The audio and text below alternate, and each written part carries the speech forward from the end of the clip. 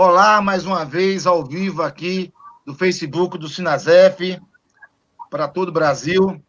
Hoje com um tema muito importante. Nós vamos discutir a importância da nossa rede de educação, a importância do que é os institutos federais, o Cefet, a Escola Pedro II, que faz parte da nossa rede, na educação brasileira. A educação básica, técnica e tecnológica.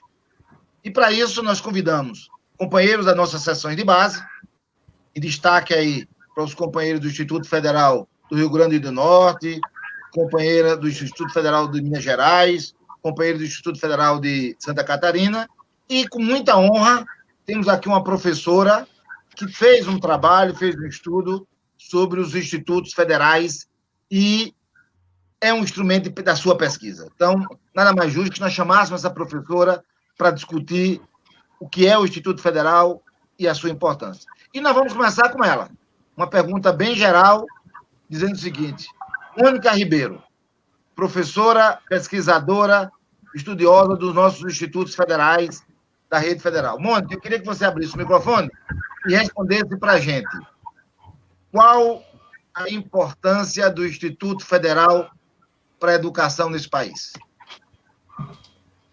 Olá, colegas que estão aqui juntos nessa live, pessoal que está assistindo, boa tarde. Agradeço bastante o convite por poder estar aqui com vocês.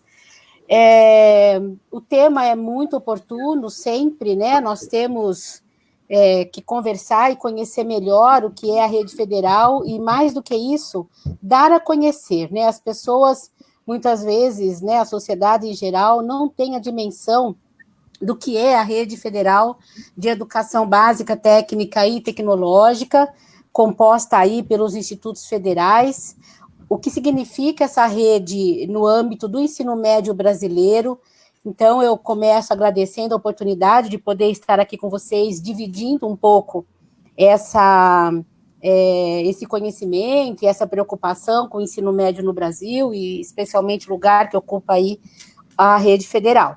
Então, quero primeiro agradecer, depois dizer, nesse tempo, né, de isolamento social, nesse tempo de pandemia, nesse tempo de tanta angústia, né, pela qual passa a sociedade brasileira e também os nossos professores, professoras, estudantes da educação básica, da educação profissional, do ensino superior, o quanto é importante ocupar esse espaço que a tecnologia disponibiliza para que a gente esteja junto refletindo sobre isso. Então, eu daqui a pouquinho falo um pouquinho mais a respeito do lugar que ocupa a rede federal no ensino médio brasileiro. Essa semana, essa instituição de que a professora Mônica estuda e que vai trazer para a gente dados sobre a sua importância na educação, ela foi bastante agredida. Dois institutos que tiveram seu processo eleitoral realizado, tiveram a nomeação pelo ministro da Educação de 2 reitores, inclusive, que sequer participaram do processo eleitoral, desreconhecendo a democracia e a autonomia. Companheira Memilhane, qual a importância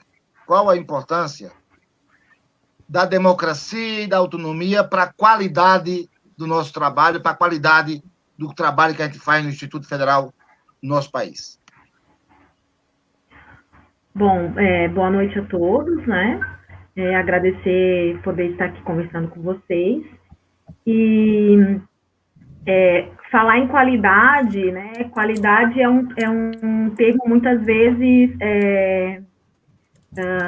esterilizado, né? De um teor político, né?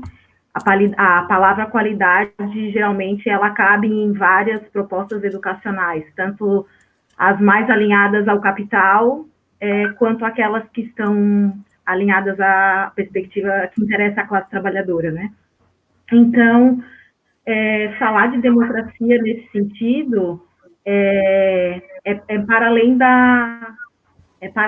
dessa qualidade, né? É uma preocupação com a formação política da classe trabalhadora.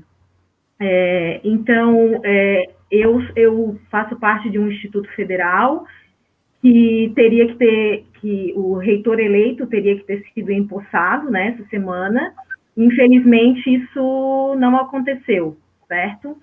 E nós entendemos que isso é um processo, é um retrocesso, né, no processo de esses alunos, porque também é dentro da instituição que eles aprendem como que a democracia acontece. Então, no caso, nesse processo eleitoral, os alunos foram consultados, os técnicos administrativos, os docentes, e agora a gente assiste a não homologação desse processo eleitoral, certo?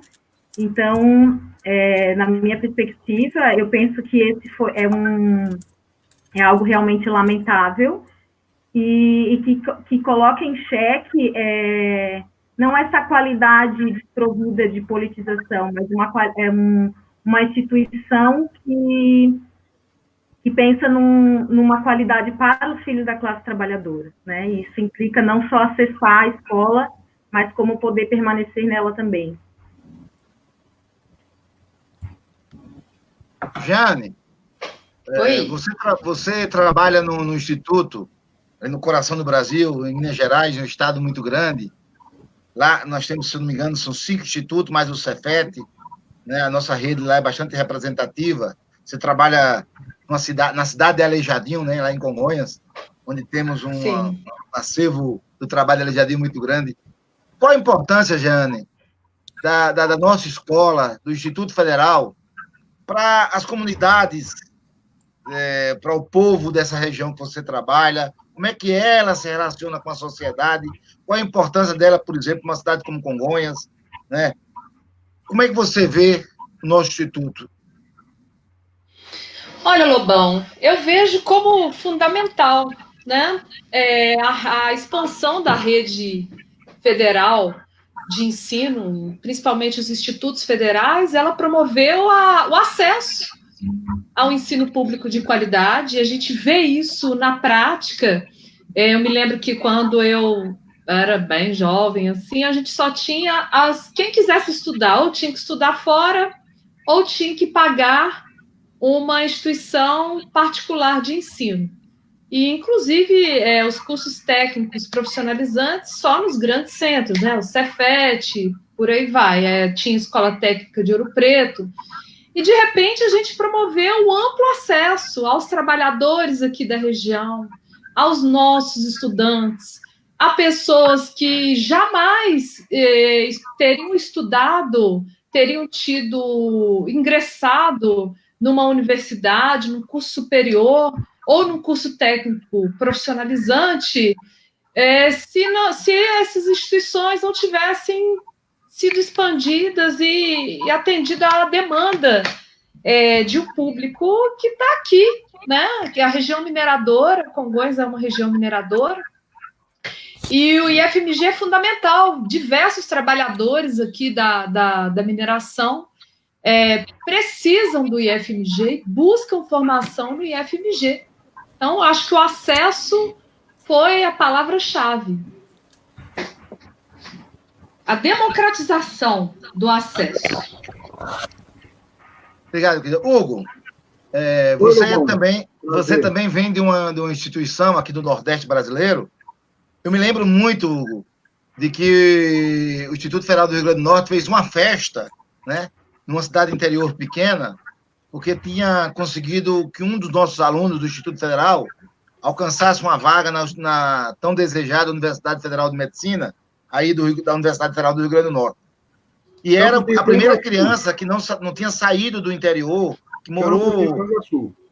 Então, eu quero saber o seguinte, qual a importância para uma cidade do interior que recebe o Instituto Federal, da sua qualidade, e que agressão significa para essa qualidade do trabalho, não respeitar a democracia, não respeitar o processo eleitoral, que, queramos ou não, chegou à conclusão de que um determinado professor deveria dirigir a nossa instituição lá, e o presidente e o ministro não reconheceu. Como é que você vê isso? Como é que os trabalhadores veem isso? Boa noite, Lobão. Boa noite às companheiras que nos representam. Queria mandar um abraço, em particular, para a Mônica, o professor Dante. Conversamos hoje à tarde. Ele pede para te mandar um abraço, que é teu parceiro de elaboração.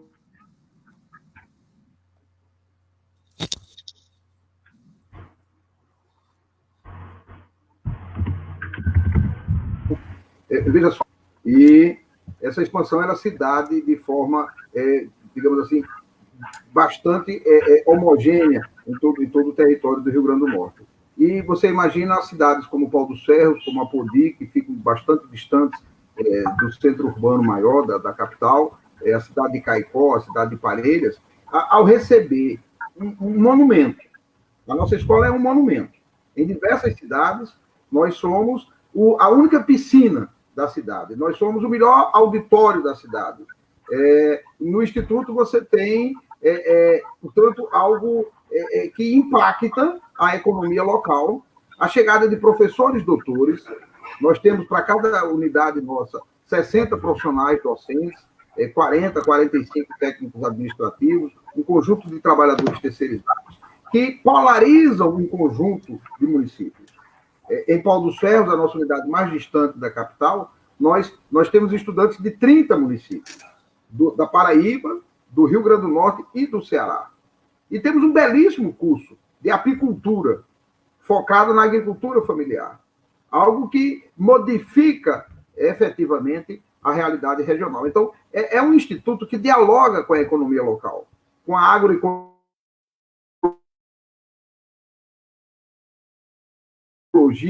modificando a indústria local, que era a indústria de boné, de redes, de panos de prato. Havia uma indústria têxtil, há uma indústria têxtil no Seridó, do Rio Grande do Norte, mas muito, digamos assim, simplificada tecnologicamente. O Instituto traz algo absolutamente novo.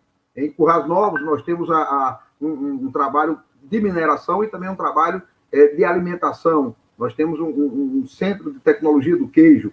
Então, isso agregado aos cursos de licenciatura, agregados aos cursos tradicionais da mecânica, da mecatrônica, da eletrotécnica, muita informática em todo canto. Então, o impacto econômico, o impacto social é fabuloso. Num estado que não tem uma economia industrial. Eu sou engenheiro mecânico, a minha diretoria é a diretoria de indústria, mas nós não temos uma tradição industrial. Mas ao chegar com essa ramificação, curso de logística ao lado de um grande aeroporto, curso de pesca numa região tradicional de pesca artesanal, então há um diálogo efetivo da ciência, da tecnologia, de professores, de professoras, de técnicos administrativos qualificados, que, digamos assim, se interrelacionam com a sociedade local, com os filhos da classe trabalhadora que lá estão. E vivenciar isso. Eu sou da geração que chegou ao Instituto no tempo de escola técnica, no início dos anos 90. Desde então, quando eu cheguei na escola, nós já tínhamos um processo democrático.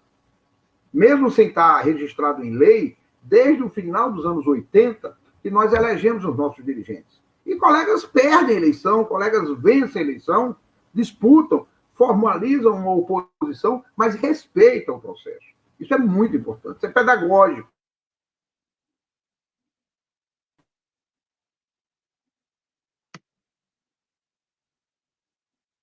É pedagógico para nós. Um interventor em Santa Catarina, um interventor aqui no Rio Grande do Norte, é extremamente prejudicial. O clima que se estabelece é o pior possível. O colega que se sujeita a aceitar essa função de interventor, ele definitivamente perde qualquer ambiente de diálogo conosco. Ninguém se aproxima desse tipo de pessoas. Nós não aceitamos essa realidade. Acredito que vai ser dificílimo montar uma equipe de pró-reitores, de diretores sistêmicos, porque as pessoas compreendem que não é essa a metodologia. Nós temos uma tradição, nós somos formados nessa tradição, e isso é muito importante. Então, eu quero parabenizar o Sindicato Nacional, a você, Lobão, por essas iniciativas. Quase todo dia a gente está tendo bons debates, e, em particular, hoje, conhecer as colegas do Paraná, de Santa Catarina, de Minas Gerais, e esse paraibano velho de guerra, que está aqui nos conduzindo ao debate. Mônica, eu quero te deixar bem à vontade agora, querida. Não fique preocupada com o tempo. Sem pressa. Você teve numa plenária nossa e deixou a gente muito feliz com a sua pesquisa. Então, eu queria que você, sem preocupar com o tempo, colocasse para a gente o que foi a sua pesquisa, que número você chegou, o que é esse instituto, o que é essa rede, que para a gente é a nossa casa, é o nosso trabalho, é a nossa vida. Então, queria que você ficasse bem à vontade, Mônica, para colocar para os dados que você buscou na sua pesquisa sobre a nossa rede federal de ensino. Então, agradeço, Lobão, agradeço, Hugo, aí pelo carinho, é um prazer grande estar com vocês aqui dividindo, né, essa nossa discussão sobre a rede federal. E, assim, na verdade, eu coordeno um grupo de pesquisa, que é o Observatório do Ensino Médio, localizado na Universidade Federal do Paraná. Dele participam estudantes de doutorado, mestrado, iniciação científica, pós-doutorado. Hoje nós somos em torno de 20 e poucos pesquisadores, e a gente compõe também uma rede nacional, que é a rede em pesquisa. É uma rede que está se ocupando agora de acompanhar os efeitos, os impactos, né, o que vai de fato acontecer com a reforma do ensino médio no Brasil, a partir da Lei 13.415, e incluímos aí nessa pesquisa o que significa a reforma do ensino médio para os institutos federais.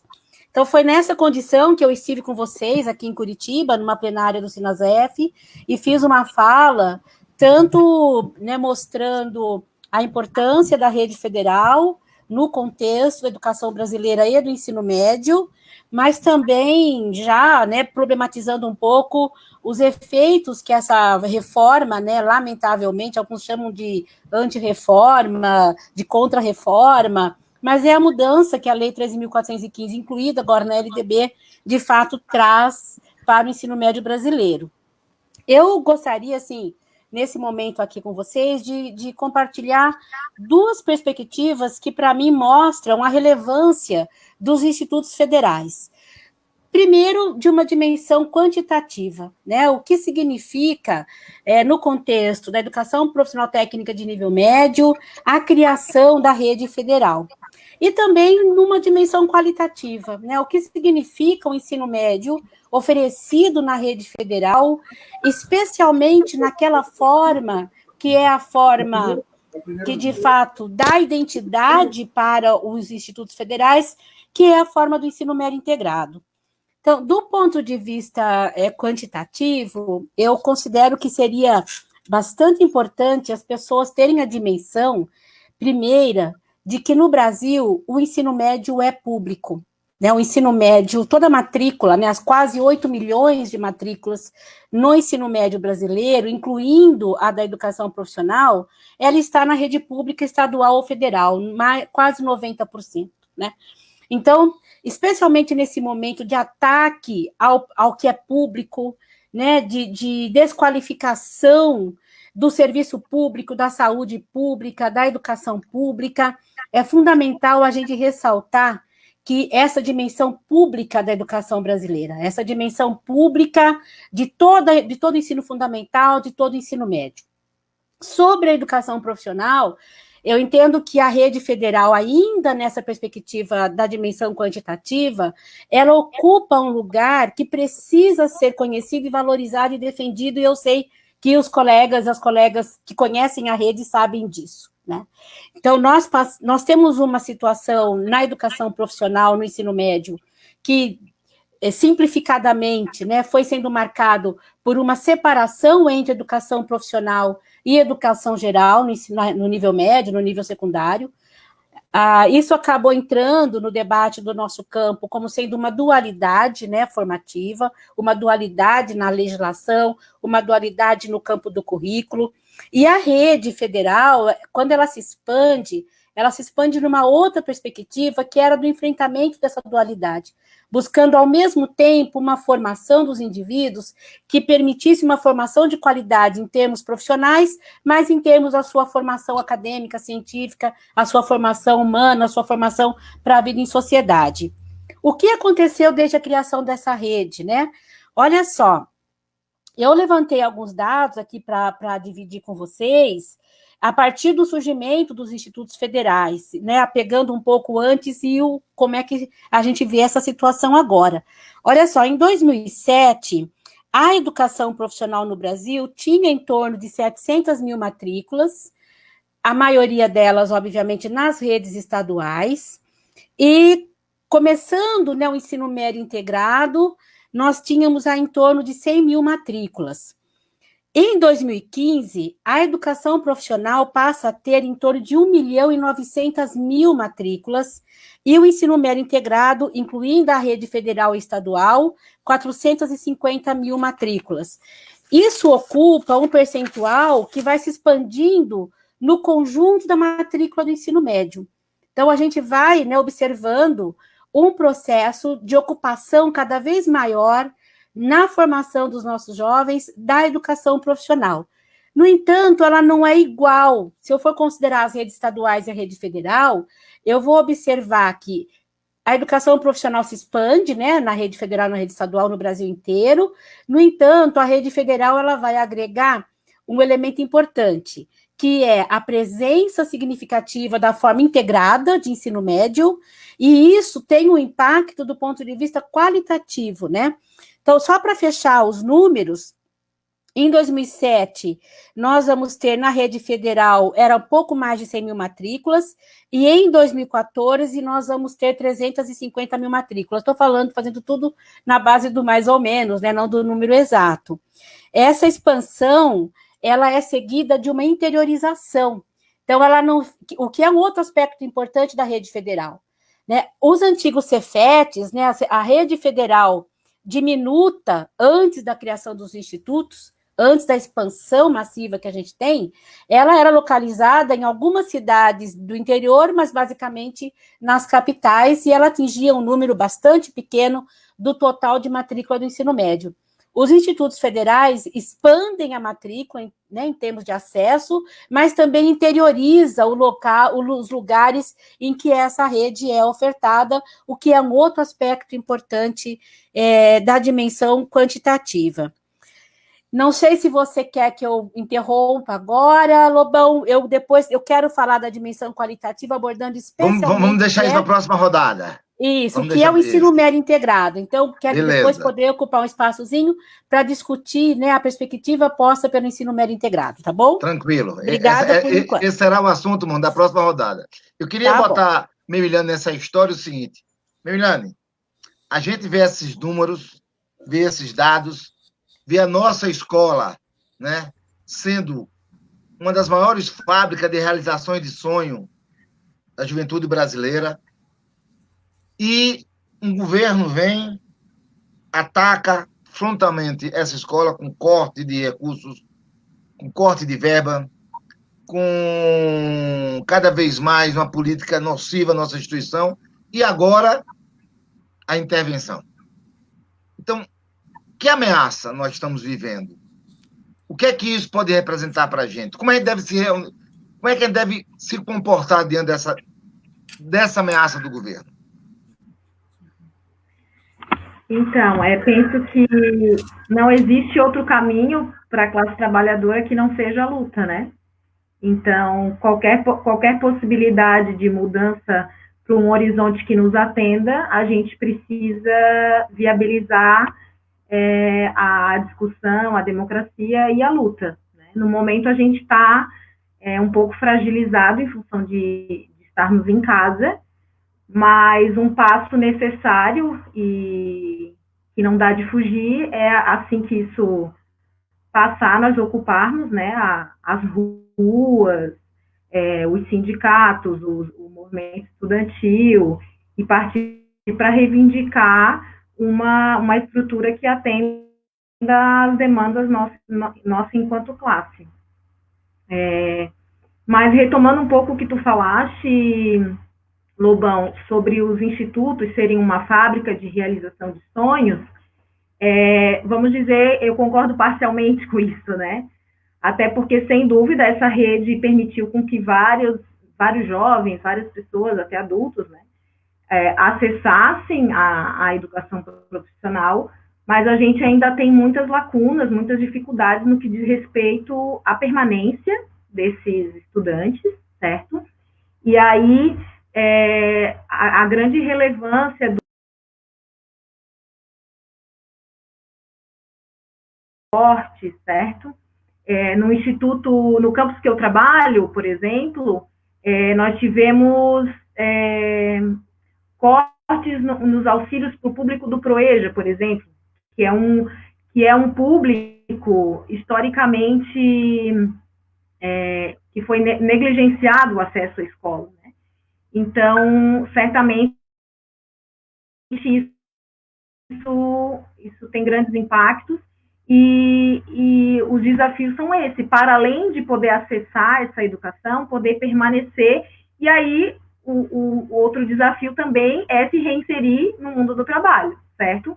Diante dessa situação de nova morfologia, né, como diz o Ricardo Antunes, da nova morfologia do trabalho, certo? Em que é comum ocorrer uma exclusão das formas dos contratos formais de trabalho, né, para uma inclusão em formações precarizadas, como também ocorre dentro dos institutos federais, né? A gente vê que a rede também possui ofertas que atendem uma demanda aligerada, descolada, de uma formação, né, ampla, que o aluno tem acesso à formação política, histórica, artística, certo? Então, a gente tem dentro da própria rede uma diversidade, né, um mosaico de formações, porque as portas de entrada para a instituição são diferentes, assim como os cursos são destinados a públicos diferentes. Então, eu penso que isso também é algo, são contradições que tem dentro da rede que precisam ser discutidas. E, para isso, é necessário, no mínimo, essa democracia liberal burguesa, vamos dizer, que nós tínhamos até então. Isso é o mínimo para a gente poder discutir, viabilizar a discussão dessas propostas. Do contrário, essas pessoas não vão nem entrar dentro da instituição. Penso eu, né? Eu te queria colocar nesse papo, Jane, com a seguinte questão. Acho que a Memilane trouxe aqui para a gente uma discussão muito importante. Quer dizer, o Instituto é uma conquista importante, mas ainda temos muitos passos a dar. Nós precisamos construir algo que é para além do que ele existe. O fato hoje é que nós estamos diante de um governo que tenta destruir a educação pública, destruir o serviço público. Então, nesse momento de pandemia, quando a nossa escola se coloca como um instrumento importante para construir mecanismos de combate à pandemia, de atendimento ao povo pobre. Dá para discutir e deixar mais claro para a sociedade a importância da educação pública? Os institutos, ao participar dessa campanha de solidariedade, ele cresce o seu papel na história, Jane? Como é que você vê essa participação dos institutos no combate à pandemia? Eu vejo como fundamental. Eu trabalho, eu sou técnica em assuntos educacionais e o setor onde eu trabalho é o setor da extensão. Esse é o momento da gente fortalecer, eu acho que um dos pontos fundamentais da instituição federal, dos institutos federais em geral, que precisa muito ser fortalecido, é o setor da extensão. Porque é onde a gente dialoga diretamente com a comunidade externa. É onde a gente está levando o nosso conhecimento, trazendo a comunidade externa para dentro da instituição e construindo o sentido do IFMG naquele local onde ele está construído e colocado. Aqui, por exemplo, o nosso instituto ainda é uma barreira esse diálogo com a comunidade, porque a gente se localiza às margens da BR, distante do centro da cidade, o transporte público também para o acesso, ele tem horários reduzidos e limitados, então existe essa barreira geográfica, existe muitas vezes também, como a companheira falou aí, a barreira social, né, para esse acesso. Então, para que a gente quebre esse trabalho de dialogar diretamente com a comunidade, colocando pesquisa e extensão no mesmo campo, no mesmo nível de importância do ensino, né? Equalizando a importância, ensino, pesquisa e extensão, que são os pilares da instituição, é um ponto fundamental. Outro ponto fundamental também, que retomando o diálogo de luta e que a companheira também falou, é que as gestões também têm que se compreender como peça fundamental do desenvolvimento da instituição, e não somente como uma unidade gestora, né? Porque a gente tem visto o desenvolvimento desse discurso do empresarial em cima da instituição federal como um todo. Aqui no IFMG, diversas ações aí, a gente sente que já vai enquadrando os institutos federais como se fosse um sistema de franquia e vai tentando colocar no mesmo moldura, o que às vezes não entra, né? Então, há que se pensar também que essas gestões também precisam de trabalhar essa resistência, né? É isso. Obrigado. Hugo, a gente, quando assistimos pela primeira vez a Mônica Ribeiro, ela falou uma coisa muito interessante, que nós temos uma resposta muito interessante, muito positiva, os alunos, mas é produto de um investimento que houve na educação. Se eu não me engano, Mônica, se eu estiver errado, você me corrija, o aluno nosso, ele custaria $9 mil ano. Quer dizer, é um investimento semelhante aos países da Espanha, da Alemanha, que estão sempre entre as melhores da educação. Então, ao você ver uma educação que teve investimento e teve retorno, o governo vem agora com toda a sua energia contra a autonomia e a liberdade. Nós poderíamos afirmar que o que nós construímos na última década está ameaçado, Hugo? Esse governo ameaça os institutos federais? Esse governo ameaça a vida, Lobão. Esse governo ele tem uma perspectiva de exterminar as nações indígenas do nosso país. Esse governo ele se associa a um absoluto desmantelamento da nossa economia, uma absoluta entrega dos valores culturais do nosso povo e ataca algo extremamente positivo, ainda insuficiente. Concordo muito com a Mônica, os institutos eles são muito importantes, a expansão é fantástica, mas ainda é insuficiente.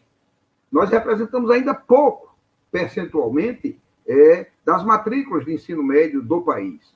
Aqui no Rio Grande do Norte o impacto é muito grande, porque nós somos um estado pequeno, onde cada unidade de ensino nossa, cada campus em cidades de porte médio do Rio Grande do Norte, impacta muito positivamente. Mas no Centro-Sul, no estado de São Paulo, no estado de Minas Gerais, nos grandes centros urbanos, o impacto do Instituto, evidentemente, ele é menor dentro de uma dimensão macro de megalópolis, como nós temos no país. Então, nós precisamos ainda muito investimento. O investimento foi feito muito positivo do governo do presidente Lula, do governo da presidenta Dilma, é algo muito positivo. Nós temos uma tradição nessas instituições desde 1909, por razões históricas que não vamos poder, em pouco tempo, decorrer sobre ela, mas desde 1909 a rede se manteve. Essa rede, ela sobreviveu à Primeira Guerra Mundial, sobreviveu à Segunda Guerra Mundial, sobreviveu à crise dos anos 30, sobreviveu à ditadura Vargas, sobreviveu à ditadura militar e se manteve como rede, com seus problemas, com suas virtudes, mas se manteve como rede. Aqui no Rio Grande do Norte, nós somos uma unidade de ensino de 1909 até 1994. Uma unidade de ensino em Natal. Mudou de local, mas sempre uma unidade de ensino. Em 94, não por uma política de governo, mas pela força do petróleo e do gás, na região oeste do estado do Rio Grande do Norte, na cidade de Mossoró, ainda no governo Itamar Franco, é instalada uma segunda unidade de ensino chamada UNED, Unidade de Ensino Descentralizada de Mossoró, que hoje é o campus Mossoró, tá certo? E passamos a ter 2 unidades. Você saltar de 2 unidades de ensino para 21, com uma reitoria, não estou falando de escolinhas, não. São verdadeiros monumentos. Em São Paulo do Potengi, que é uma cidade de porte médio aqui, a 80 quilômetros da capital, O campus ele fica na entrada da cidade, assim, no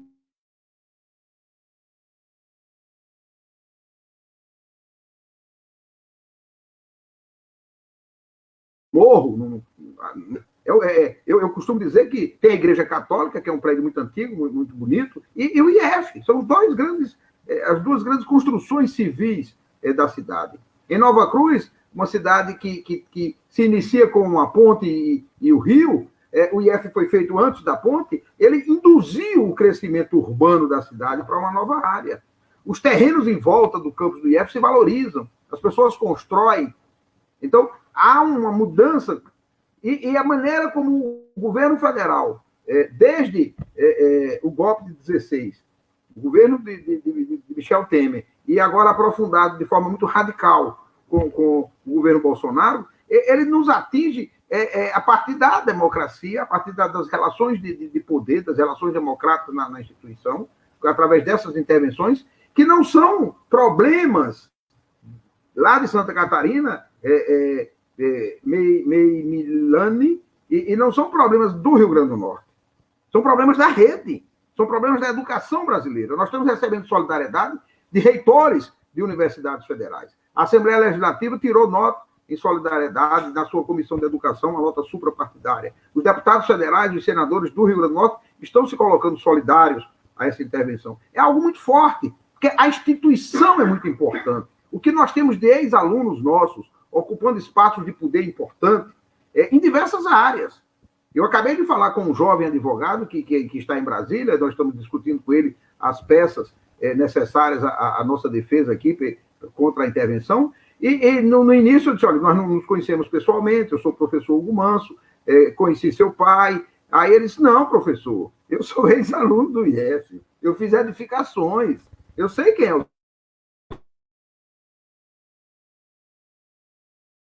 senhor. Eu estou nessa minha prática jurídica, mas movido muito por emoção. Eu migrei, eu fiz edificações no IF, migrei, fui para o direito, hoje é um doutor, mas ele tem na sua formação original de jovem, de 17, de 16, de 18 anos, ele passou, na época, Cefet, e aquilo formou muito a cabeça dele, formatou muito o ser humano. Nós somos uma instituição de educação profissional, tecnológica, particularmente o ensino médio integrado nosso. Nós pegamos estudantes com 13, com 14 anos de idade, que saem aos 18, aos 19, nós pegamos meninos e meninas, e que saem homens e mulheres. Muitos são pais durante o período de ensino, muitas meninas são mães durante o período... Então, há uma mudança profunda no corpo, na cabeça do nosso aluno, e, portanto, ele cresce muito. Então, o meu aluno da mecânica, o meu aluno de petróleo e gás, o meu aluno da eletrotécnica, muitas vezes ele não necessariamente vai ser um profissional daquela área específica, ele às vezes migra, mas aquela informação, aquela formação, aquela vivência de laboratório, aquelas aulas de campo, como nós chamamos, sair de Natal, um jovem do interior, um menino que mora aqui em Nísia Floresta, que mora em Parnamirim, que mora em Monte Alegre, que mora em Extremóis, cidades pequenas, próximas a Natal, algumas crescendo com a expansão de Natal, entrar num ônibus, ir para Paulo Afonso, conhecer a usina hidrelétrica de Paulo Afonso, é uma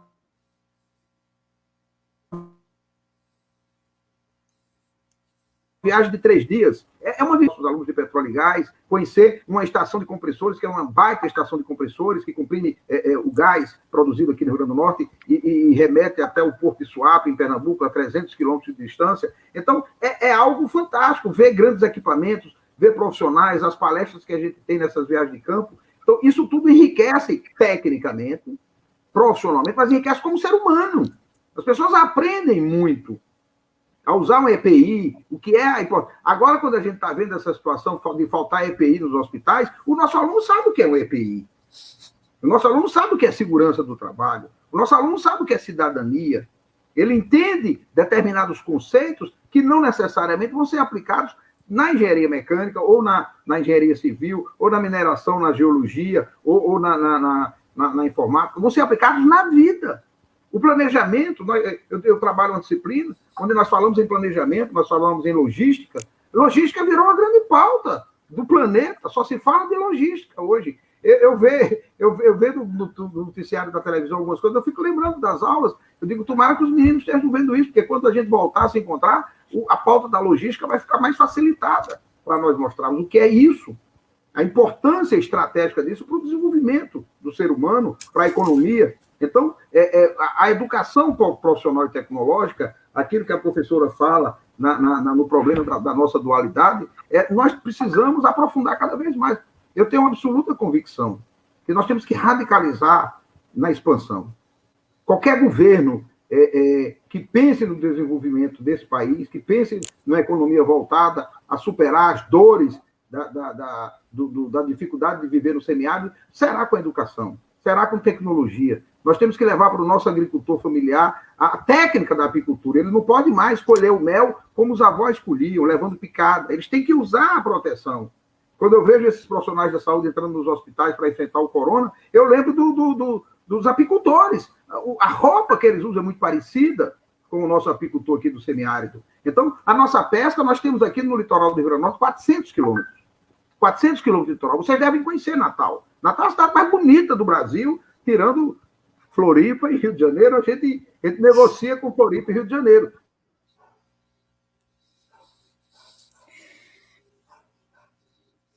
Mas Natal é uma delícia, meu. Natal tem pesca.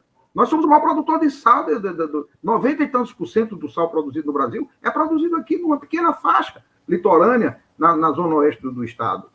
Nós somos grandes produtores de xelita, historicamente.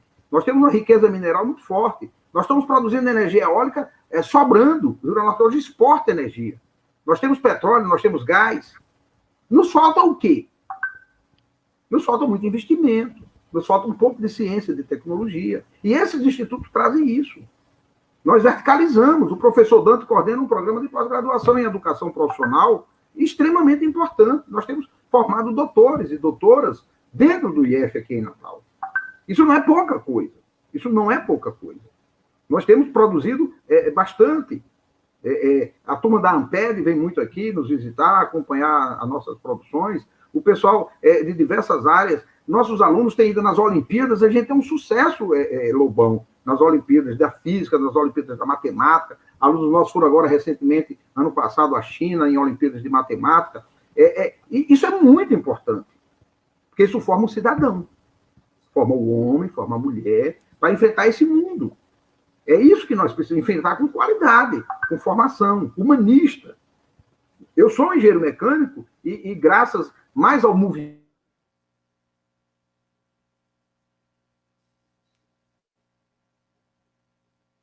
social do que propriamente mais contextualizada na universidade, na sala de aula. Eu li por fora da sala de aula, eu li nos movimentos, nos textos, outros que a gente lia e a gente aprofunda depois como profissional. Então, o nosso estudante, aos 14, aos 15 anos, ter direito à sociologia, ter direito à filosofia, ter direito a essas viagens de campo, ter um belíssimo campo de futebol, um belíssimo parque esportivo, isso é fundamental.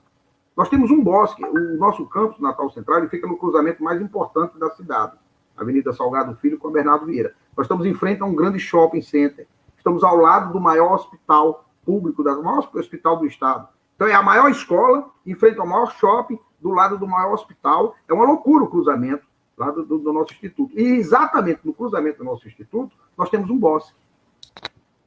Nosso instituto tem 9 hectares nesse cruzamento, em frente ao shopping. Eu costumo chamar os alunos, às vezes eu saio da sala dela, vem aqui, pessoal, olha aqui em volta. A quantidade de vegetação que tem dentro do campus, no shopping em frente não tem um palmo de verde, de plantas. Nós temos um campo de futebol. Nós temos um bosque com diversas espécies. A área de convívio nossa chama-se Rosquinhas. É lá onde os alunos passam o intervalo de aula, nas Rosquinhas. Mas, Hugo? Travou, Hugo? Hugo, você colocou uma discussão aí... Ele não suporta ver a nossa juventude feliz. Eles não suportam ver a nossa juventude com perspectiva. E esse é o debate. O debate é a defesa da instituição pública de ensino de qualidade, dos institutos federais, em ampliação. Nós precisamos ampliar, nós vamos levar esse modelo muito bem sucedido, professora Mônica, professora Jeane, Nós podemos levar esse modelo para a escola, para a rede estadual. A nossa rede estadual é muito fragilizada. Os nossos prédios das escolas estaduais do Rio Grande do Norte, das escolas municipais, são muito fragilizados. Os institutos federais são belíssimos, são amplos, houve investimento, Lobão, e esse investimento nós temos que recuperar. Hugo, você colocou uma discussão de muita importância, que é a formação geral do nosso aluno, a formação dele enquanto pegamos crianças, deixamos homens, pegamos meninas, deixamos mulheres, a interação dele com tudo aquilo que o Instituto pode fornecer. Acho que essa discussão é muito importante. E coloca aí a Mônica naquilo que ela parou na sua intervenção anterior, que é os nossos integrados. Integrados que internacionalmente chamam atenção. Países que têm tradições na sua educação, que são conhecidos internacionalmente por produzir uma boa educação, estão abismados com isso que nós chamamos de integrado. Então, eu queria, Mônica, que você desse sequência a essa intervenção do Hugo, chamando a atenção para a gente do que é esse integrado, o que foi que você descobriu na sua pesquisa, o que é que ele tem de relevância para a gente.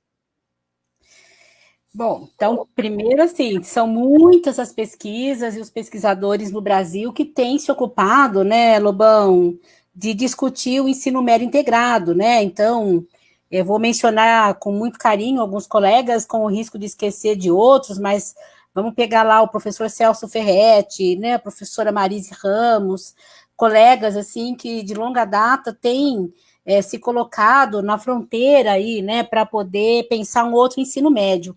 Então, eu começaria lembrando, primeiro, que a discussão do ensino médio integrado, ela não é apenas uma proposição para a educação profissional, mas aquilo que a gente pensa para o ensino médio integrado é a concepção que a gente pensa para todo o ensino médio, né, para a formação da juventude, a juventude do mundo, né, a juventude do Brasil. E por que ela se coloca como uma forma qualitativamente superior? Porque ela busca enfrentar alguns dos problemas que a gente foi, de fato, verificando ao longo da história do ensino secundário, do ensino médio. Por exemplo, uma forma descontextualizada de tratar a ciência, né? Agora há pouco, enquanto o Hugo comentava a respeito da importância dessa formação que os institutos federais propõem, trazem e, de fato, realizam, a professora Nora, da Unicamp, que está nos acompanhando aqui, lembrava, né, olha, mas está se falando de ciência, de uma outra forma de pensar a ciência no conjunto dos conhecimentos escolares. E é isso que se constitui uma ameaça quando a gente vive um governo de turno, né, um governo que não pensa a educação do ponto de vista do Estado, da sociedade, mas dos seus próprios interesses, né, que muitas vezes são mesquinhos, né, não olham para a educação como um direito social, como um direito humano, mas olha, assim, a partir daquilo que a Giane mencionava também, né, o empresariamento da educação, a desqualificação do público, quando o atual ministro fala, por exemplo, do custo da universidade pública, dos institutos federais, a questão é que não se faz ensino de qualidade sem investimento, sem gasto público, né? Aquele gasto que tem um retorno para a sociedade. Então, o ensino médio integrado, que eu considero, sim, que é a alma, né, dos institutos federais, ele busca, na sua proposta, na sua concepção, enfrentar vários dos problemas do ensino médio, não apenas a educação profissional. Então, um deles, né, é essa dissociação que a educação profissional historicamente vinha tendo, de tratar de forma separada a formação técnica da formação científica. Então, se mostra muito mais qualificada a formação profissional e a formação humana em geral, quando nós pensamos essa formação a partir de uma perspectiva que integra o conhecimento escolar, seja na sua dimensão do trabalho, seja na sua dimensão da ciência. E é esta que é a vantagem, vamos dizer assim, conceitual do ensino médio integrado sobre qualquer outra forma de pensar o ensino médio ou a educação profissional. A educação profissional de nível médio tem um histórico de tratar de maneira dissociada ou justaposta, né? A gente não é possível dizer que nós recuperamos a forma integrada, porque ela não existia antes, né? Nós tínhamos um curso que caminhava num único percurso formativo, a formação científica e a formação técnica, mas essas duas dimensões formativas não dialogavam, né? Elas caminhavam de forma justaposta, elas não se integravam. A concepção de ensino médio integrado é que permite compreender o que é o campo da nanociência, o que é o campo da nanotecnologia, mas também permite compreender o que são as desigualdades sociais, né? O que são essa perspectiva do trabalho que se metamorfoseia, né, que se transforma e que traz outros requisitos para a formação humana e também para a formação do trabalhador, da trabalhadora. Então, a perspectiva do ensino médio integrado, do ponto de vista do ensino médio, ela busca enfrentar a hierarquização extrema do conhecimento escolar no ensino médio convencional. A gente tem uma hierarquia que muitas vezes, como nós temos visto agora um discurso recuperado, de que as ciências humanas não servem para nada. Não sei se vocês chegam a acompanhar, e lamentavelmente a gente acaba vendo exposto nas redes sociais a fala do atual ministro. Olha, nós temos que fechar os cursos de pós-graduação em ciências humanas, porque eles não trazem retorno para a sociedade. Olha a visão restrita do que é a ciência, do que são as ciências humanas e do que é a sociedade. Como se fosse possível quantificar de uma forma tão economicista, né, tão eficienticista, o que é o conhecimento sobre a sociedade. E é justamente esse tipo de visão limitada que a perspectiva do ensino médio integrado busca romper, na medida em que ela trata de maneira não hierarquizada o conjunto do conhecimento humano. Então, menos hierarquizada e menos fragmentada também. Então, é uma perspectiva de formação mais qualificada. Por isso é que, ao romper com esses limites de uma concepção fragmentada de ciência, hierarquizada de ciência, por isso é que ela é a perspectiva para todo o ensino médio, não somente para a educação profissional técnica de nível médio. Lamentavelmente, essa forma vem sendo tensionada negativamente e ela vem sendo ameaçada, não apenas na rede federal, mas como na política educacional, eu ressaltaria, e depois, se for possível voltar, eu falaria um pouquinho da atual reforma do ensino médio, do quanto a atual reforma do ensino médio ataca os institutos federais e a concepção de ensino médio integrado. Ela destrói a perspectiva de avanço na direção da consolidação do ensino médio integrado como perspectiva para todo o ensino médio no Brasil. Para fechar essa intervenção, eu queria falar duas coisinhas. Primeiro, sim, né, isso que o Lobão enfatiza, o custo aluno ano da rede federal, ela é 3 vezes o custo aluno ano do ensino médio em geral, falando da média nacional. Mas isso não quer dizer que seja algo ruim, eu sei que não foi nessa perspectiva que o Lobão disse. Mas para a gente poder deixar muito claro que educação de qualidade exige que a gente tenha condições de qualidade, exige que nós tenhamos, como na rede federal, professores de instituto, de unidade escolar, de unidade formativa, e não professor de quê?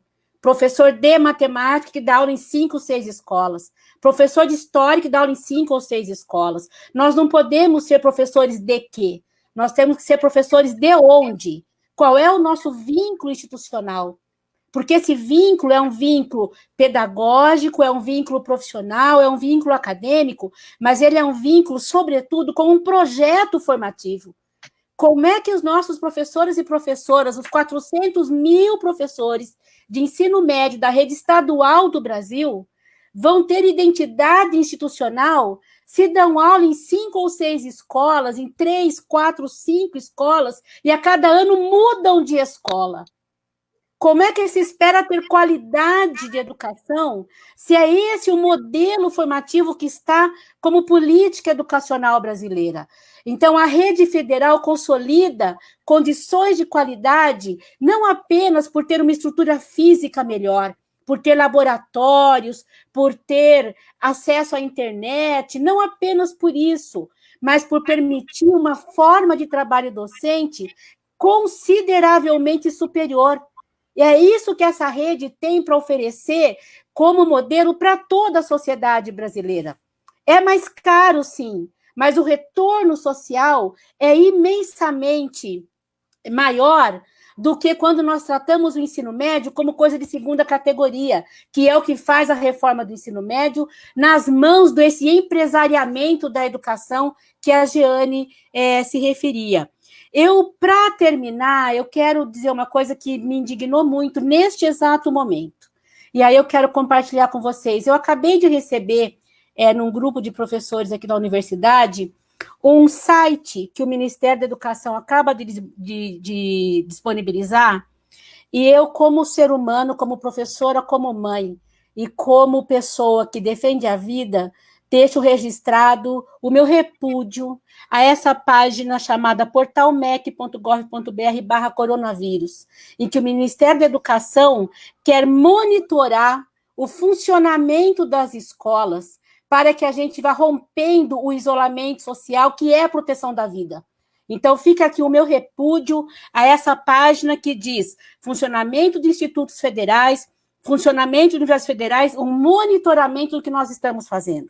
Isso é inconstitucional, isso fere a autonomia universitária, isso fere a LDB, a Lei de Diretrizes e Bases de Educação, que este governo não conseguiu ainda alterar, atesta na lei gestão democrática do ensino público, na sua instituição e nos sistemas de ensino.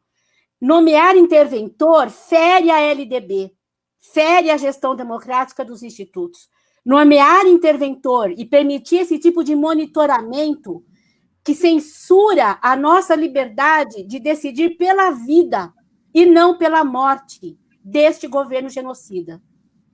Desculpem a minha animação, mas eu, de fato, fiquei constrangida de ver que nós estaremos sendo constrangidos a botarmos crianças, adolescentes e jovens de novo nas escolas em tempos de pandemia. E é isso que eu vou perguntar a Memilane. O ministro distribuiu aí no Brasil todo uma gravação, um vídeo dele, expressando isso que a Mônica Ribeiro acabou de falar. Quer dizer, um chamamento para a volta às aulas, dizendo que existe o joio e o trigo nas universidades e nos institutos federais. Eu perguntaria, educação de qualidade pode ir junto com o governo Bolsonaro? Essas duas coisas têm como caminhar junto? É possível isso? Ou a nossa tarefa, qual é? Olha, definitivamente não, né? Tomando um pouco o que a Mônica falou sobre a qualidade tem uma relação direta com investimentos, quando a gente toma os estudos da Maria Lúcia Fatorelli, né, que faz parte da Auditoria Cidadã da Dívida, a gente vê a expressão do que é os investimentos, né, do orçamento público, né? Nós temos praticamente metade do orçamento sendo gasto com juros e amortização de uma dívida, né, que já poderia ter sido auditada, e temos lá uma pequena parcela de investimentos na assistência social, na educação, né? Então, quando a gente observa aquele gráfico e vê a importância e a atenção que é dado ao setor da educação, por exemplo, fica muito claro em que grau de prioridade a gente se encontra. Mas, assim, a ideia é ainda se restringir ainda mais aquele recurso que já é, considerando a totalidade dos recursos, já é algo ínfimo, certo? E, certamente, a gente vê que a pauta das reformas que está posta pelo governo Bolsonaro, ela vem no sentido, né, de um recuo nos investimentos sociais, muito apoiado pela Emenda Constitucional 95, que já autorizou o congelamento por 20 anos. Então, sem reverter isso, não tem como avançar na qualidade, seja na saúde, seja na educação, não tem como, não existe possibilidade material concreta de se avançar na qualidade sem investimentos, né?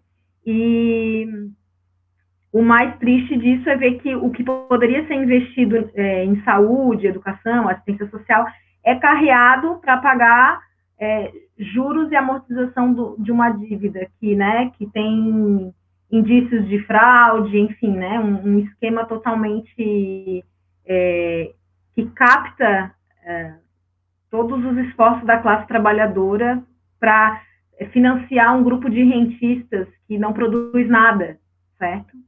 Então, eu penso que o caminho é a luta, definitivamente, para podermos reverter ou melhorar o que está posto aí em termos de orçamento para a educação federal.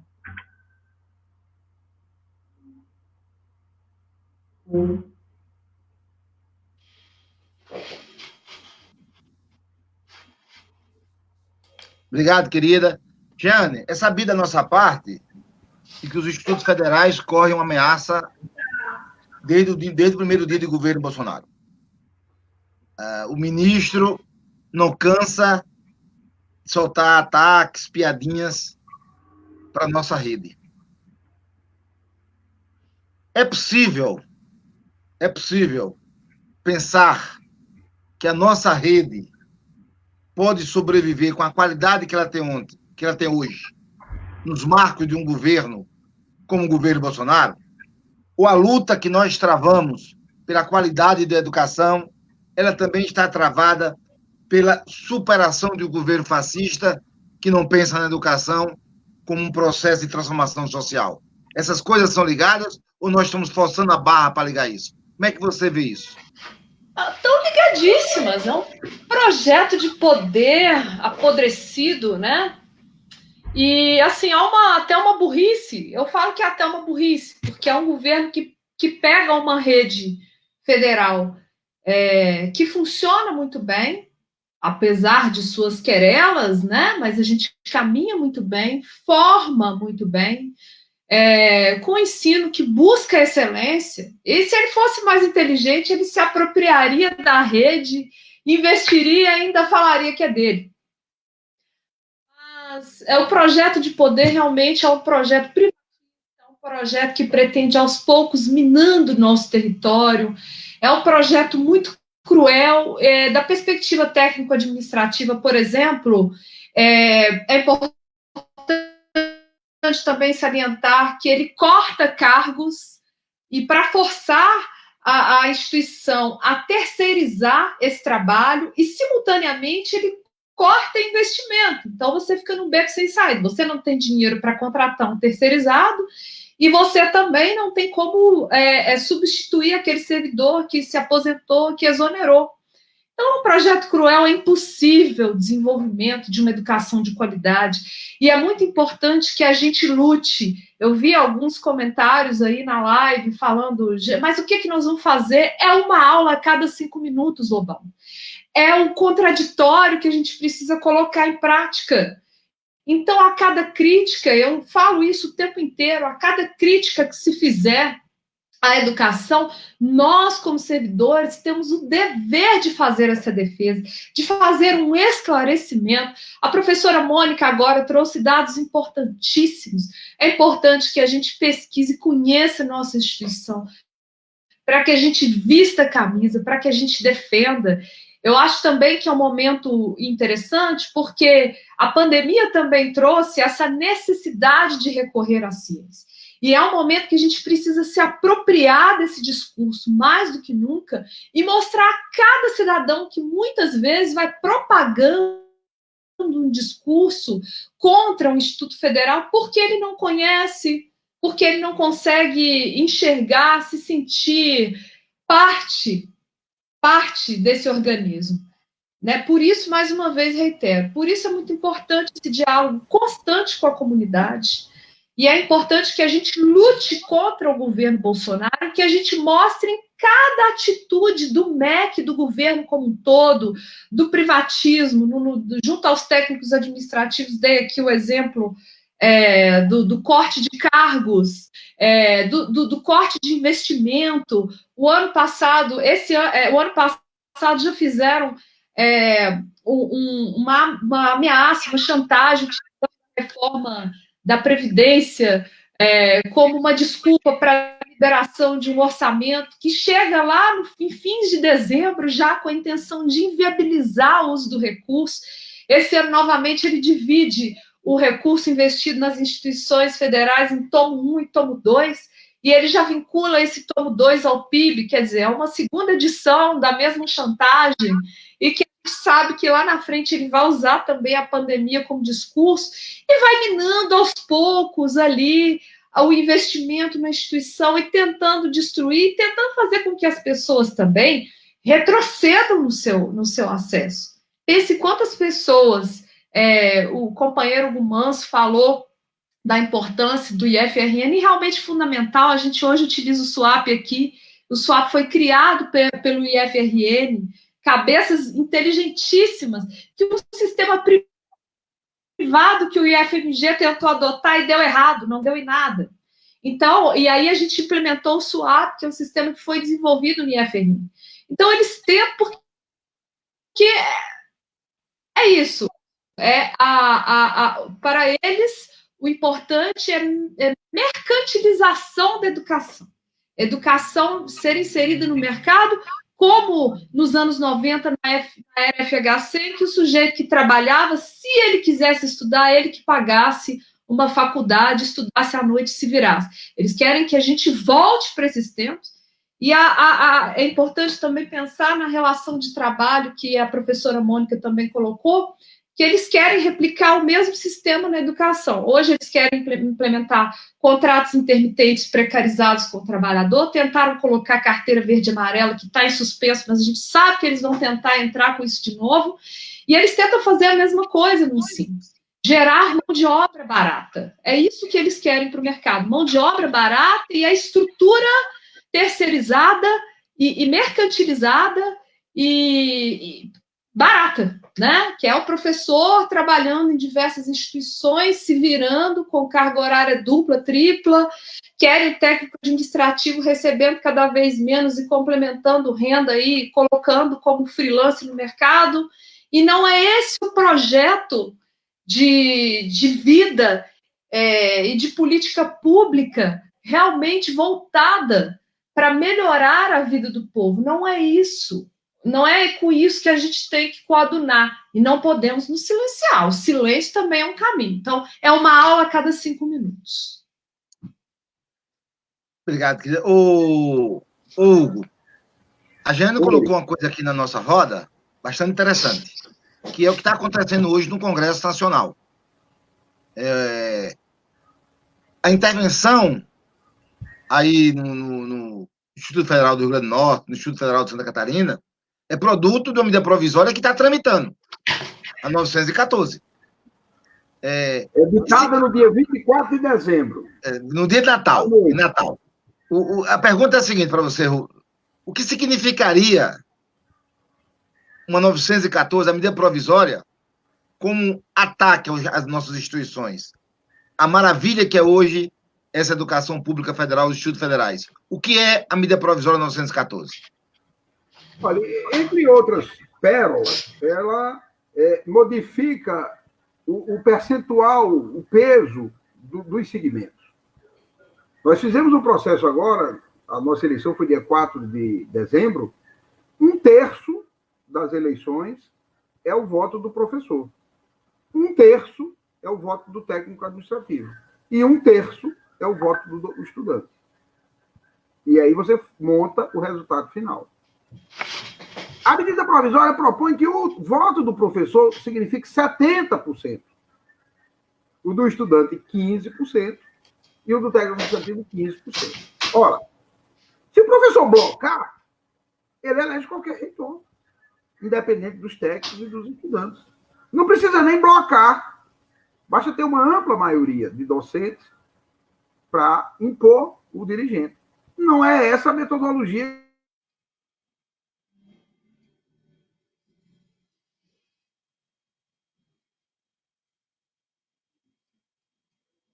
que nós pesos percentuais para os segmentos. É muito importante que o nosso estudante, aos 16, aos 15, aos 17 anos, aos 30, aos 40, os estudantes de doutorado, de mestrado, se sintam tão importantes na escolha do seu dirigente quanto os trabalhadores técnicos, administrativos e docentes. Isso é muito importante. Então, essa é uma mudança qualitativa muito significativa. Uma outra coisa que eles alteram no processo que nós vivenciamos até dezembro, nós elegíamos o diretor do campus e elegíamos o reitor, a reitora. Ao reitor, a reitora, caberia nomear sua equipe de pró-reitores e de dirigentes. Aos diretores gerais, os chamados DGs, também caberia montar sua equipe. A medida provisória elimina a eleição dos dirigentes locais. Ora, você imagina você eleger o reitor com um peso diferenciado e a esse reitor caber indicar os DGs. Então, um campus como o nosso, um instituto como o nosso, com 21 unidades de ensino, 21 campi, seriam indicados os dirigentes como se fosse uma prerrogativa, sendo, né, pela medida provisória, uma prerrogativa do reitor, do dirigente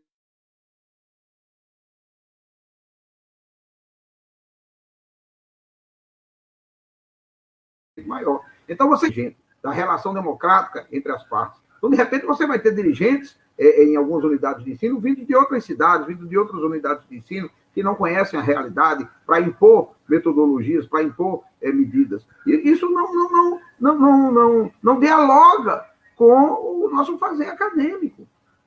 Não dialoga com a nossa aula de história, não dialoga com a nossa aula de geografia, não dialoga com a construção de uma territorialidade institucional que você busca em cada unidade de ensino. Então, essa medida provisória, por si só, como instrumento, é muito ruim, porque o presidente da República, ao editar uma medida provisória, ela entra em vigor imediatamente, como lei, sem nenhum debate, e cabe ao Congresso, em 4 meses, fazer algum tipo de alteração, senão, em 4 meses, ela cai, ela caduca, digamos assim, mas ela tem essa validade de 4 meses, e pode ser reeditada no ano seguinte.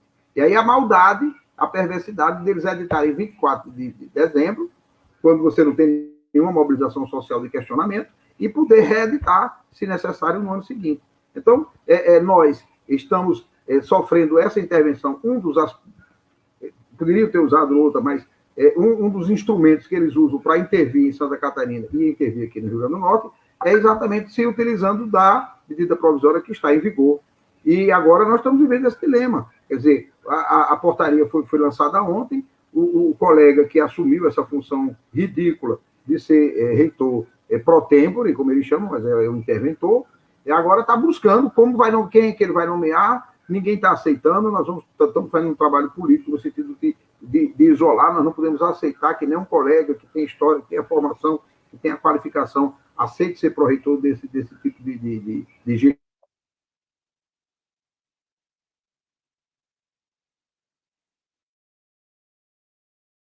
gestor, entre aspas, final, uma carreira institucional que permita assumir a gestão complexa de uma instituição dessa. É muito complexo de dirigir o Instituto Federal.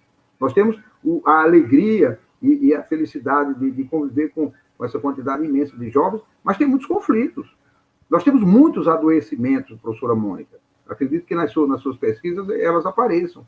Muitos adoecimentos. Casos de suicídio em jovens, estudantes, alunos meus de sala de aula. Eu tive um caso no ano passado brutal. Desmonta a turma. Uma turma de poucos estudantes, era um subsequente no caso, mas desmonta. Nós tivemos um caso de um jovem que saiu do campus, atravessou a avenida, subiu no estacionamento do shopping e suicidou-se.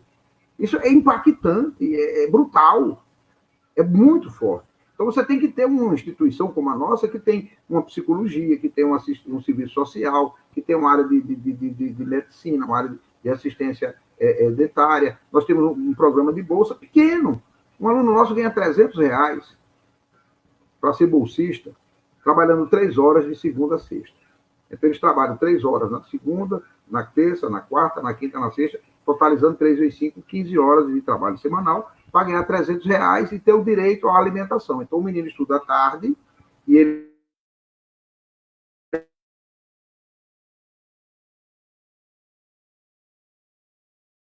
é bolsista lá na Diacim, aquilo, e tem essa bolsa para auxiliá-lo.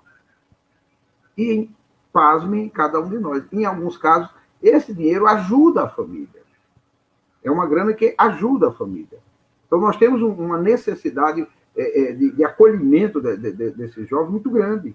O problema do transporte nos campos do interior é muito grave, porque nós temos o campus de Lages, uma cidade no meio de uma BR, uma cidade pequena. Mas todas as cidades no entorno têm alunos que passam no exame de Lages. Tem alguns que moram na zona rural. Para ter aula às 7 da manhã, o pai, a mãe, tem que tirar esse menino de casa, numa moto, muitas vezes, para levar para o centro urbano, para ele pegar um transporte do município para poder chegar até o campus. Isso é uma operação que leva 1 hora de deslocamento de cidades próximas. 1 hora, 1h30. Então, você está em sala de aula às 7, você tem que estar dentro do ônibus, no centro urbano da sua cidade, antes das 6. Você está no centro urbano antes das 6, você tem que sair do sítio, de uma área de assentamento da reforma agrária, de uma comunidade, 15, 20, 30 minutos antes. Então, é uma logística de deslocamento de pessoas extremamente complexa. Esse menino já chega com fome, professora. O moleque sai de casa às 5 da manhã, 5 e pouco. Mesmo que ele tenha um recurso em casa, que ele se alimente um pouco, quem é pai, quem é mãe aqui, sabe, os nossos adolescentes têm muita dificuldade de se alimentar assim que acordam. Não sei na casa de vocês. Eu já fui avô agora, estou super feliz, tenho um netinho, mas os meus filhos, eu tenho um que casou, mora no seu apartamento, mas o que mora comigo é engenheiro.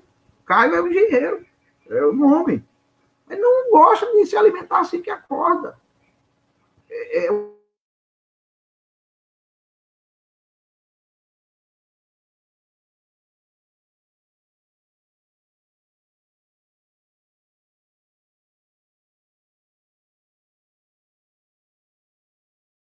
Um pouco eu morro de fome. Tem o alimento em casa, mas não é da cultura. O menino acorda cedo e não come. Então, como é que você trabalha isso em sala de aula? Né? Como é que você acolhe essa pessoa? Termina a aula, muitas vezes sai correndo para pegar o transporte. Às vezes não tem opções de deslocamento. Então, essa interiorização do conhecimento, da educação, da tecnologia, da ciência, ela é estratégica, ela é muito importante. Os meninos aprendem a internet, eles aprendem a informática, eles levam o conhecimento para o sítio, para a sua comunidade. Eles levam uma reflexão científica. Isso muda realidades. E é exatamente por isso que nós estamos sendo tão atacados. O Instituto Federal ele está sendo atacado não por seus defeitos. Existem defeitos. Temos que combater os defeitos, não corrigir. Mas eles estão sendo atacados pelas suas grandes virtudes. Eles estão sendo atacados porque tem professores de sociologia. Eles estão sendo atacados porque tem professores de história. Nós ganhamos tudo quanto é a Olimpíada de História, o IFRN tem ganho. Nós temos professores excepcionais. E em diálogo com os alunos, aí eu quero fechar dizendo isso, que me chama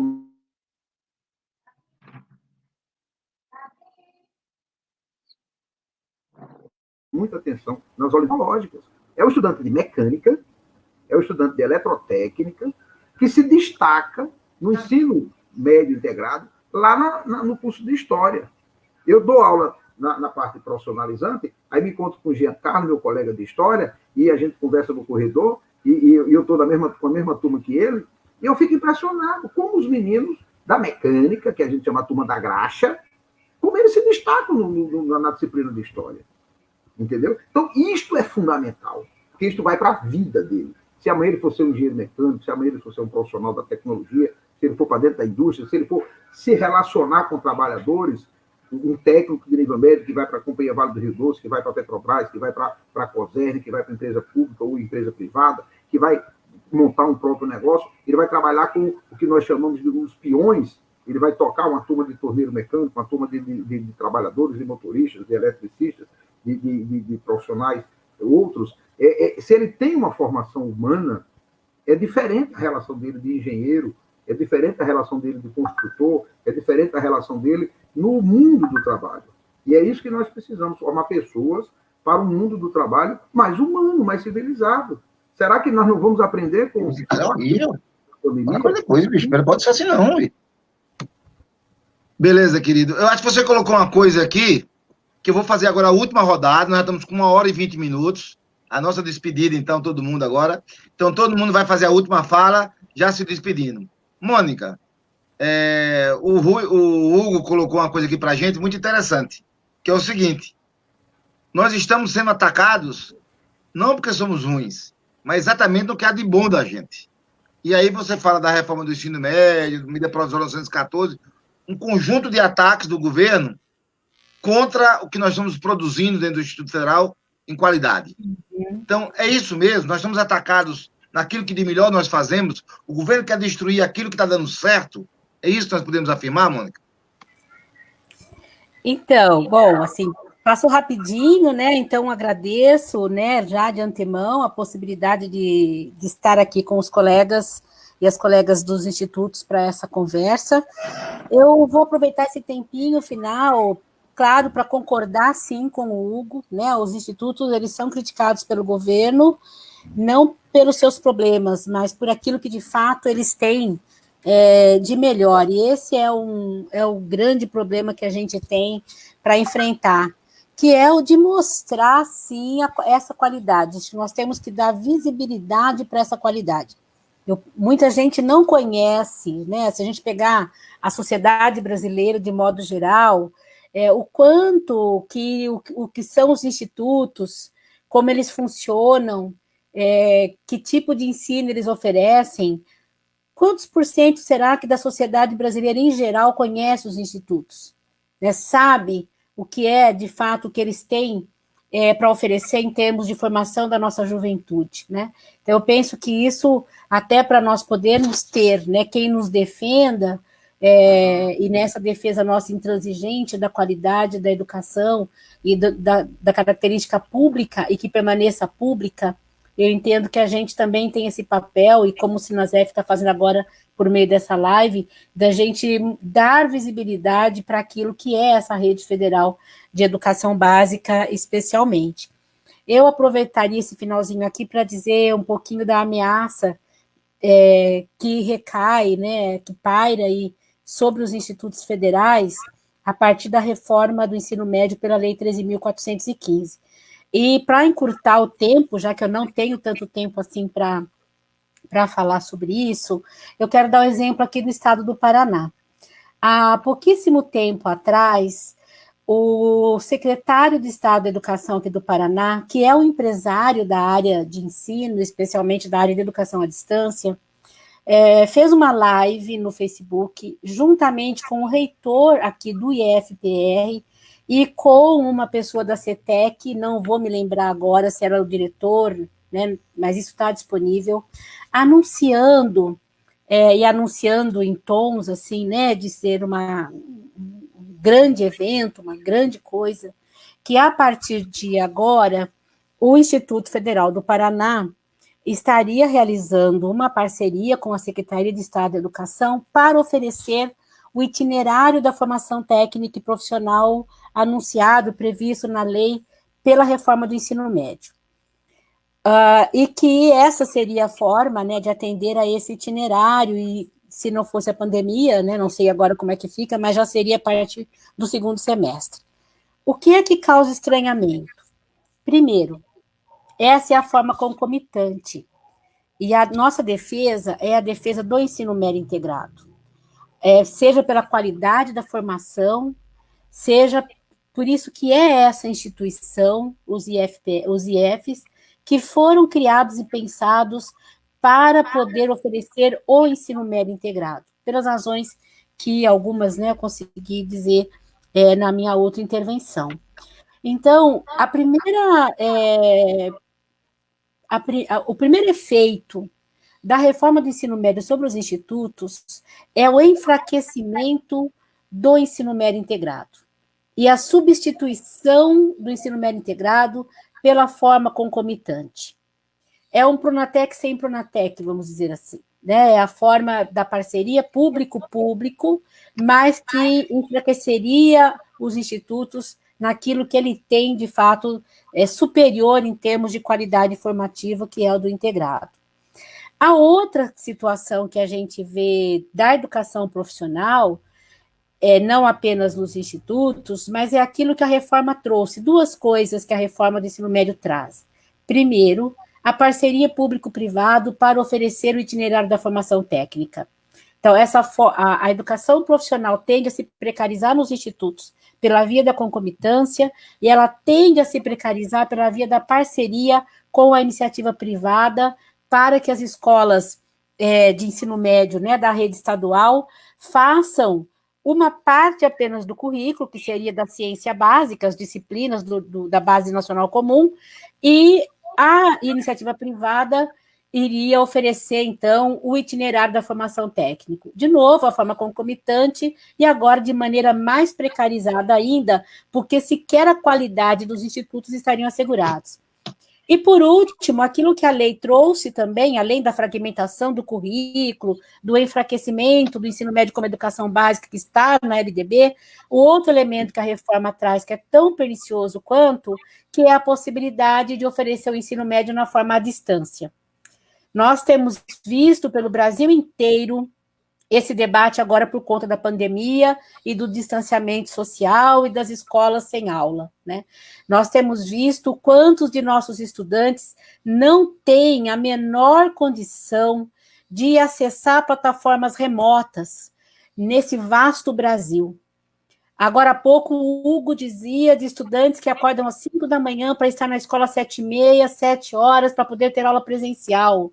Qual é a condição que esse menino, que essa menina tem de frequentar 30% da carga horária de ensino médio à distância em todas as escolas brasileiras, que é isso que a lei acaba estabelecendo. Então, o cenário é um cenário muito ruim e preocupante para o ensino médio em geral, para a rede federal em particular, e que, de fato, quanto mais nós debatermos sobre isso, possivelmente mais teremos tempo e condições de repensar e nos organizarmos como é que nós vamos garantir a defesa da educação por essa via, né? Que prejudica o financiamento, que prejudica a forma presencial, que promete parcerias que não tem qualquer preocupação com a qualidade formativa da nossa juventude, mas que tem outros elementos aí desse empresariamento que acabam sendo contrários ao que nós temos defendido. Então, para finalizar, eu agradeço muito o convite do Sinasef e também agradeço aí, né, pelos colegas, né, essa possibilidade de estarmos trocando ideias nesse momento em que eu tenho insistido em dizer, nós estamos isolados fisicamente, né, mas não estamos socialmente isolados, né, socialmente nós estamos juntos e nós estamos juntas em defesa daquilo que acreditamos, né, muito obrigada. Quem agradece é a gente aprendeu bastante com a sua participação sempre, e vamos continuar insistindo naqueles convites que fazemos sempre, para que vocês participem junto conosco, Mônica, das nossas plenárias, porque sempre você nos alimenta de informações e de muita disposição para a luta. Você é um exemplo, e a gente é muito, muito feliz de ter você aqui. Eu queria, agora, na roda final com os dirigentes sindicais, principalmente para Meimilane e para Hugo, vocês fizessem um convite para a sua BAD, para vir para a live amanhã, às 18 horas, que vai estar aqui você e o reitor eleito, né, para a gente discutir exatamente a democracia e a autonomia da instituição. Então, fique à vontade aí para fazer o convite e à vontade para fazer os seus últimos comentários e saudações. Liga o microfone, Meimilane. Vocês me escutam? Sim? Então, pessoal, vou aproveitar aqui o momento dessa live, depois de tudo que a gente debateu, né, desse debate super rico, que deixa, assim, mais claro, lá na nossa experiência particular, lá na ponta, na escola, a quantas anda o movimento mais amplo do capital, né? Acho que dá de tirar essa conclusão, que nesse momento de uma crise estrutural, precisa que o Estado intervenha ainda mais, né, e que disponibilize o fundo público para a iniciativa privada. Então, a gente está vendo todo esse movimento de tentativas de empresariamento da educação e de apropriação do fundo público, que na verdade, o fundo público é extração de mais valor, né? É o nosso trabalho. Então, eu aproveito o momento para convidar a base, né, do Instituto Federal de Santa Catarina para participar amanhã da live, que estará presente o nosso reitor eleito, o professor Maurício Gariba Júnior, assim como também o reitor eleito do Instituto Federal do Rio Grande do Norte, para a gente poder fazer essa conversa em defesa da democracia nos institutos federais. Ok, gente. Mais uma vez... Calma, vamos seguir a ordem. Primeiro, a companheira... sim, chamei os dois de vez, né? Então vamos lá. Então vamos deixar a Jeane para o final. Então, faz a sua saudação, o seu convite e o seu recado para a reforçar esse convite. O professor Arnoldo está num ritmo muito intenso de participação. Agora mesmo eu estou vendo ele está aqui num debate com a deputada estadual nossa aqui, a companheira Isolda Dantas. Há pouco teve com o presidente da UBS. Então, a gente está tendo uma presença muito intensa. Isso é positivo do ponto de vista da disputa que estamos travando, a exposição que nós estamos tendo nas emissoras de rádio, nas televisões e principalmente na rede mundial de computadores. Então, amanhã, esse debate com os dois reitores eleitos e as pessoas de movimento, de sindicatos também participando, para qualificar um pouco mais esse debate, explicar às pessoas. E sobre o tema de hoje, os temas de hoje, acho que são importantes o sentido da integração, de nós dialogar.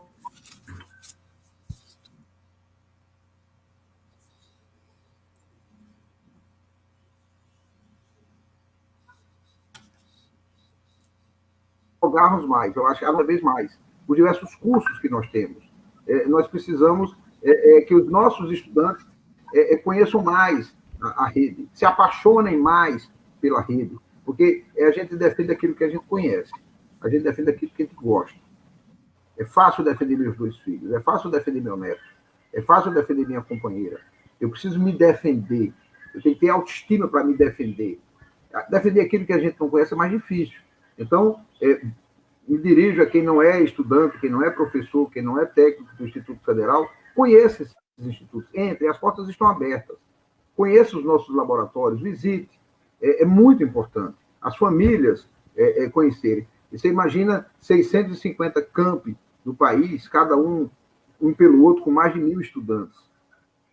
O campus menor que nós temos aqui tem 1.000 estudantes. O maior, que é o Natal Central, tem 5, 6 mil estudantes. Então, é um universo considerável. Repito, ainda pequeno percentualmente perante a enormidade de pessoas que fazem ensino médio nesse país. Então, precisamos conhecer melhor, nos apaixonarmos mais pela rede federal, nos apaixonarmos mais pela educação profissional, tecnológica, com um detalhe. Acho que o professor Fernando Haddad, quando discutiu a nova institucionalidade, foi muito feliz ao colocar a palavra ciência. Nós não somos apenas um instituto de educação profissional e tecnológica.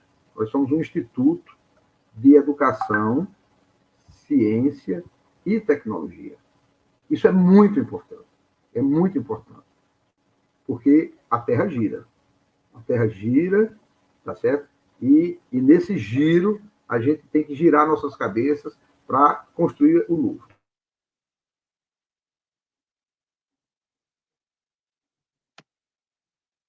Obrigado, Hugo, aí, pela sua participação. Amanhã nós vamos estar aqui juntos. Amanhã vamos estar aqui juntos com o nosso reitor aí eleito e com a sua participação também. E para fechar, a companheira Jeane. Jeane, fique à vontade para fazer um recado para a sua base. Fale direto para os seus trabalhadores, que isso aqui vai ficar gravado na memória do Sinasef. E aí a gente vai, né, poder chegar nas casas de todo mundo. Vamos lá, pode ficar à vontade. Eu convido todos os servidores do IFMG a participarem dos debates, a comparecer às lives, tanto do Sinasef Nacional, que é importantíssimo a gente entender o que está acontecendo nos outros institutos, para a gente estar atento também ao que possa acontecer com a gente, não sabemos, né? E também eu convoco os servidores da rede a preencherem esse espaço, não apenas assistindo, mas opinando, debatendo, colocando vozes. Quando retornarmos às atividades, ocuparmos mais as assembleias, nós precisamos estar presentes de corpo e alma no debate e nas decisões e nessa organização enquanto classe trabalhadora, para que a gente, de fato, defenda a importância dos institutos federais. É isso aí. Muito obrigado a todos, foi maravilhoso, muito bom ter contato com vocês aqui. Podemos, eu acho que, discutir aqui a participação aqui de mais de 70 comentários, todos elogiando a qualidade do debate, muita referência, não podia ser diferente ao trabalho da professora Mônica Ribeiro, que é uma referência para a gente, né? E a gente queria aqui dizer mais uma vez que amanhã nós vamos ter 2 lives, pessoal. Uma de manhã, para discutir com o professor Marcelo Badaró os posicionamentos do Bolsonaro, o discurso que ele fez domingo, o recuo da segunda-feira sobre a ameaça do golpe, e às 18h, como sempre, a nossa live aqui pela democracia, pela autonomia. Um abraço a todos e muito obrigado pela participação, pessoal. Tchau. Obrigada, tchau, gente. Força para nós aí, tá bom? Tamo